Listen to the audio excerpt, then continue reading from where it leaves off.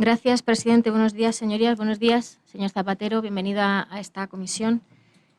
Agradecer a los grupos que han pedido su comparecencia, agradecer su explicación, ante la cual creo que le quiero plantear una serie de dudas que espero que pueda aclarar en la segunda intervención. Y es empezar un poco por donde ha empezado el señor Freire, que no ha dicho nada sobre la justificación, ¿no?, de esta viceconsejería, una viceconsejería que se llama de Salud Pública y de Plan COVID-19, que quizá ese plan COVID formaría parte de un plan dentro de una viceconsejería, lo cual pues parece que es más para dar respuesta a una necesidad de la opinión pública en un determinado momento que realmente a poner en el énfasis en la importancia de la salud pública para hacer frente a esta situación. Y me explico. Porque no tenemos muchos más datos, más allá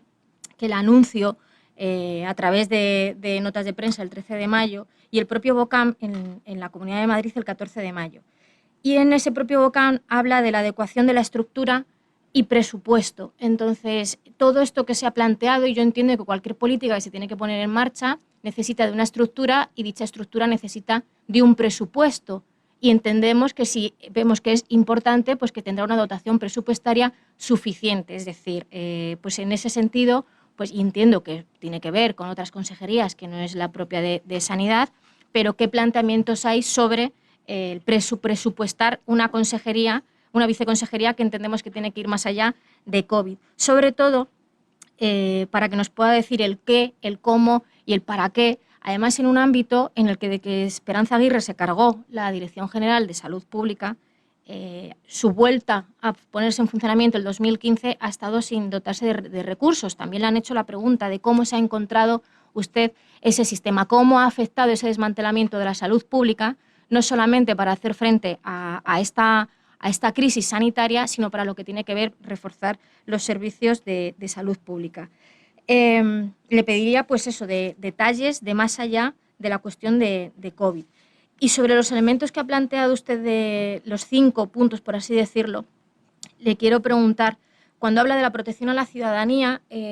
preguntarle si entiende que tener los servicios de urgencias de atención primaria cerrados, eso es proteger a la ciudadanía, más que nada porque usted mismo ha dicho que las pruebas PCR y que el resultado se tengan 24 horas y cómo se hace a través de esa vigilancia de atención primaria, difícilmente se puede hacer, sobre todo desde los viernes, en 24 horas, si están cerrados esos servicios de urgencias de atención primaria, si tenemos centros de salud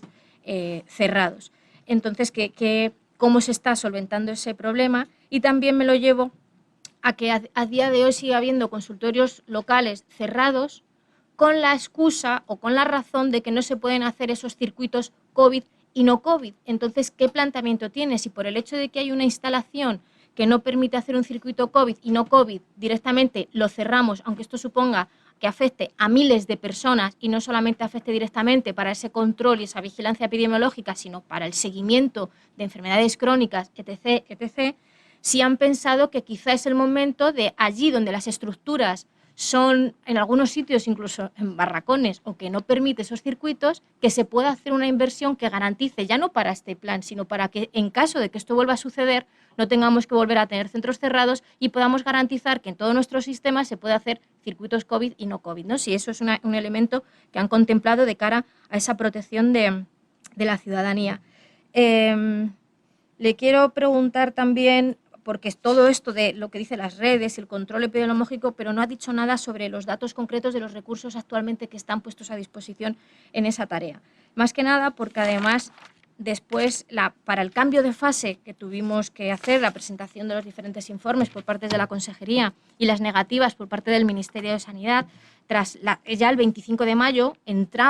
cambiamos de fase la Comunidad de Madrid gracias al refuerzo de la capacidad diagnóstica y el sistema de detección y los equipos multiprofesionales y voluntarios. Y hablaba que se pasaba de 36 a 169 personas, se hablaba de 10.100 profesionales, 600 en atención primaria, 169 en salud pública. Y de hecho, cuando pasábamos a la fase 2, el 8 de junio, el informe del Ministerio por el cual se nos permite cambiar de fase, entre otras cosas, habla de un refuerzo de 826 profesionales en atención primaria, más de 100 en salud pública, más de 100 a otros niveles. Pues yo le pediría por favor, si nos puede explicar en concreto, porque al final, también porque tengamos la información cierta, porque lo que hemos escuchado en las noticias es que de los 100 y pico de salud pública, efectivos eran solamente 16. Pues conocer realmente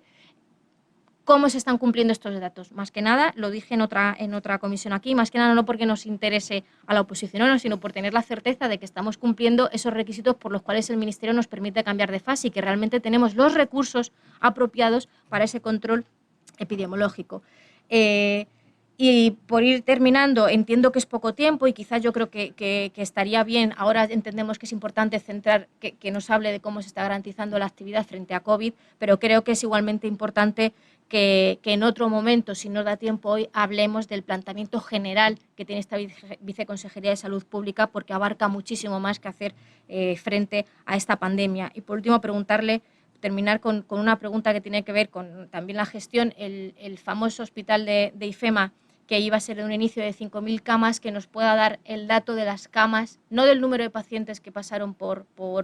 ellas, sino el número total de camas funcionantes, por así decirlo, que estuvieron en funcionamiento, y qué opina de que se hayan abandonado otras instalaciones que